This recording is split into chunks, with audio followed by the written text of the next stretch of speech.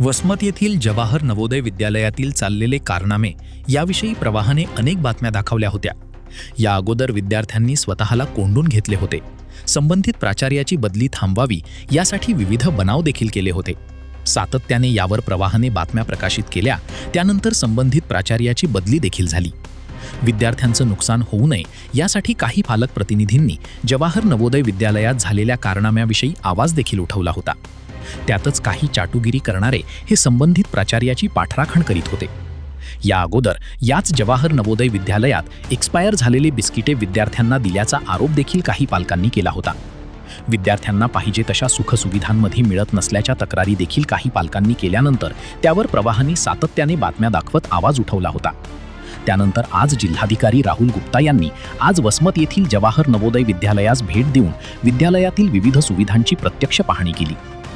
काही सूचना देखील दिल्या. यावेळी त्यांनी विद्यार्थ्यांच्या निवास, आहार व शिक्षणाच्या दर्जाबाबत सविस्तर माहिती घेतली. भेटीदरम्यान जिल्हाधिकारी गुप्ता यांनी विद्यालयातील वसतिगृहाची पाहणी करून विद्यार्थ्यांना उपलब्ध करून दिलेल्या निवास सुविधांची माहिती जाणून घेतली. स्वच्छता, सुरक्षितता तसेच विद्यार्थ्यांच्या दैनंदिन गरजांच्या पूर्ततेसाठी करण्यात आलेल्या उपाययोजनांची त्यांनी तपासणी केली.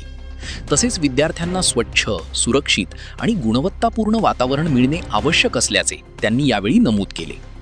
यानंतर त्यांनी विद्यालयातील भोजनालयास भेट देऊन विद्यार्थ्यांना देण्यात येणाऱ्या आहाराबाबत माहिती घेतली.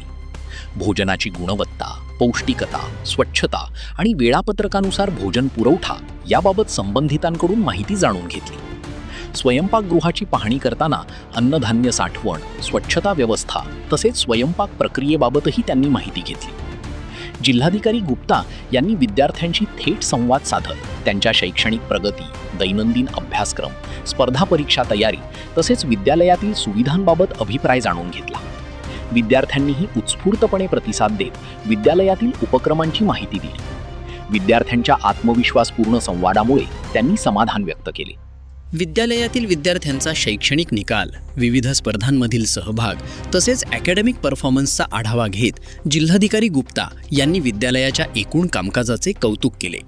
विद्यार्थ्यांच्या सर्वांगीण विकासासाठी विद्यालय प्रशासनाने सातत्याने प्रयत्न करावेत असेही त्यांनी सांगितले. यावेळी विद्यालयाचे प्राचार्य मारुती घोणसेटवाड, वरिष्ठ शिक्षक किशन गायकवाड यांच्यासह शिक्षक वृंद, कर्मचारी तसेच विद्यार्थी उपस्थित होते. उमेश चक्कर, प्रवाह नेटवर्क, हिंगोली.